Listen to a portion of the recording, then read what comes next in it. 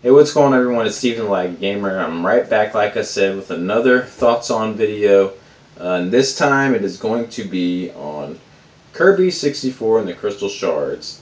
This is a game on my backlog again. This is the 5th backlog game so far that I've completed this year out of the 20. So I am just chugging along with my backlog challenge. I'm really proud of how I've already gotten a quarter of the way through and I'm knocking these things out. So this is going to be the 5th one, Kirby 64 and the Crystal Shards. This will probably be a really short one because there isn't too much to say on it. I'm a fan of Kirby. I never really finished a lot of his games all the way through.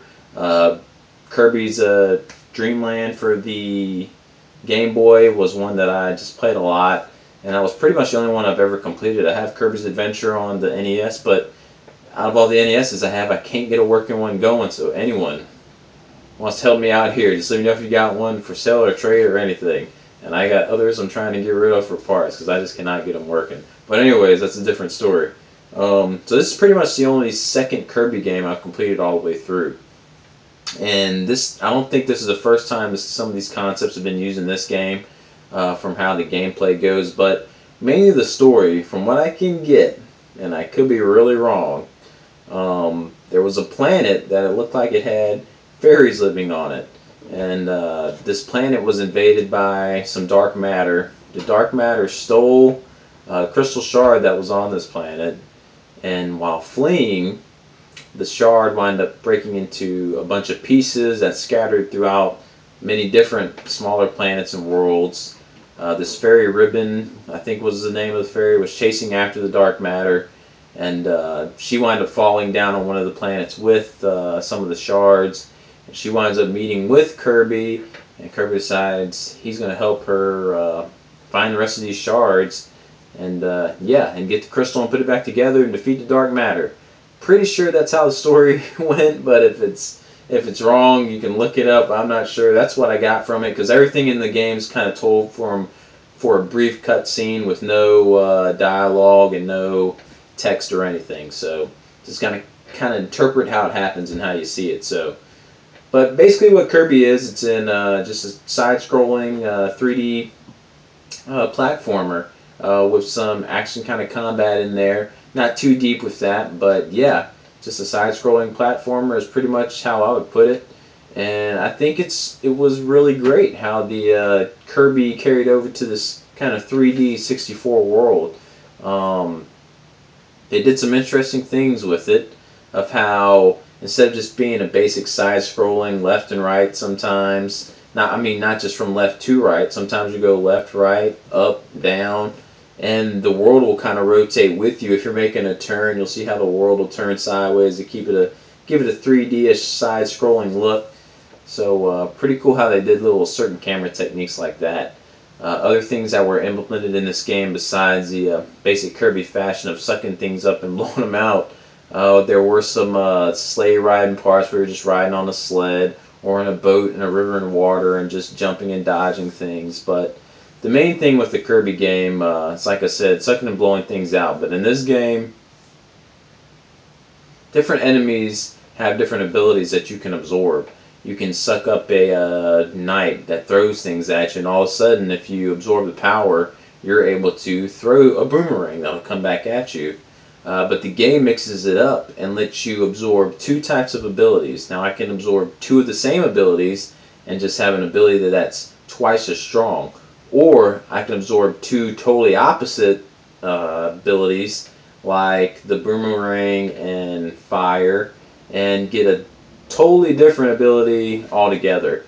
And I don't know how many different types of combinations there were in the game, but I know there's lightning, there's earth, there's fire, there's the blade that you can throw. There's a bunch of things to mix and match and in between.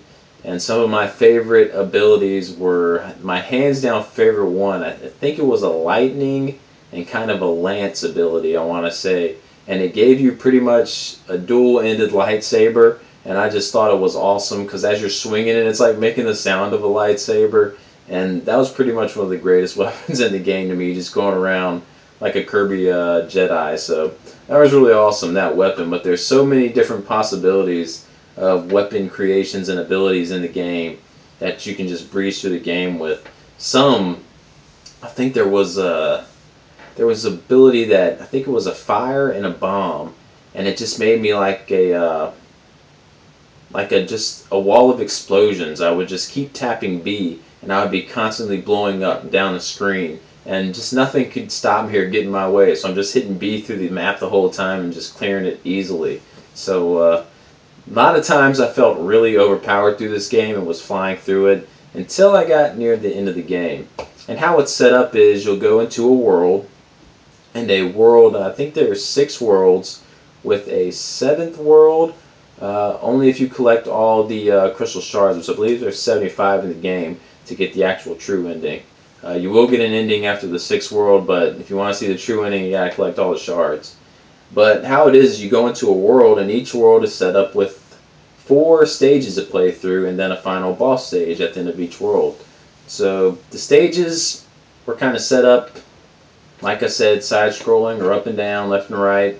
But the boss fights were really what was a lot of fun. They start off pretty easy near the beginning of the game, but near the end of the game, there was a boss, a couple bosses near the end that were pissing me off, and I had to restart a couple times. Because in the game, you can get hit 5 times, and you lose after that 5th hit. And say if you're playing the previous level, and you only have two life pieces left, and you get over to the boss level, well, guess what? You're only starting off with over 2. And none of your abilities or anything will carry over when you die, so if you die on a boss, you'll just be a default Kirby with no power-ups. So most of the time, if I would die on a boss, I'd go back to a previous level, get another good ability, come back to the boss fight, and rinse and repeat if that happened again and I died. But the bad thing that would happen is you can't just start a level to get ability, then quit out the level. You have to finish the level all the way through again, hopefully keeping your ability all the way to the end. So near the end of the game, it got really tough and tedious trying to hang on to some abilities, and sometimes it just said screw it, and I was going to just use default Kirby to beat the bosses, which gave it even more challenge. So near the end, worlds 5, 6, I can't remember what 4's was, but they started getting pretty tough. None of the actual stages were ever too hard, but yeah, the boss battles were really fun. But there's so many variety of stages in the game. You'll go through snow levels, jungles, just very, very creative levels and designs in the game. But and the music, I thought the music was awesome in the game too for a Kirby game. It's just, I always like the Kirby music, and this game, hands down, the 6th world, I want to say, has some of the best music out of any of them. Really loved it. It's like a soundtrack. If I could get some of the stuff from that 6th world, it's just awesome stuff. So if you're into action, platformer, adventure games like that, give Kirby 64 a try. It starts off kind of slow. I feel like Kirby moves a little slow in this game, just doing a basic walk. There is a dash by hitting forward, and kind of running for a little bit, but it's a little slow paced, the game.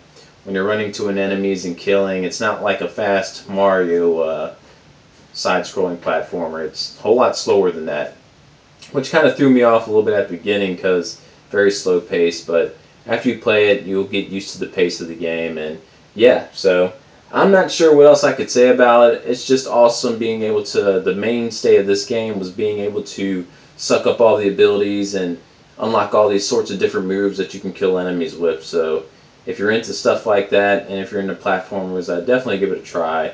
I'm not sure how much it costs to pick it up right now, maybe 15 bucks, maybe 20, I'm not sure, just for a loose cart. If you get lucky like me and just find it for $1, maybe you'll find it that way. So Kirby 64, if you're a Kirby fan, I'd say definitely give it a try. So yeah, I guess that's about it for Kirby. So it only took me about maybe 5 hours to beat the game, if that, so it's not a really long game.